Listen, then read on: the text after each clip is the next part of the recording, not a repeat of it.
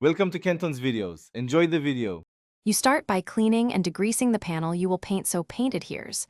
Once clean, sand to bare sound paint or primer with 180-320 grit to create a mechanical bond. Make sure to remove loose rust and feather the edge into the surrounding finish.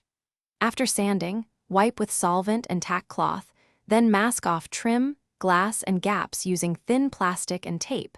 This prevents overspray. Begin in a well-ventilated space with consistent temperature to avoid runs and poor drying. You now build the foundation. Apply an epoxy or etch primer in 2 to 3 thin coats, allowing 10 to 15 minutes flash between coats so solvent escapes. This prevents bubbling.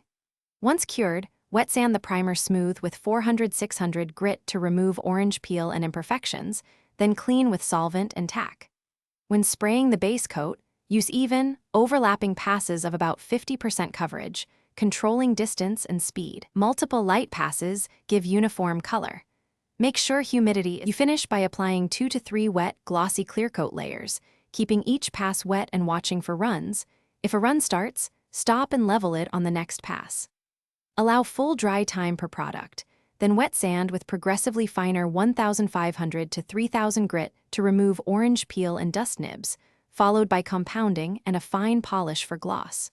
If you spot dust or fish eyes, sand the affected area lightly, clean, and recoat or blend into adjacent panels to make a seamless repair.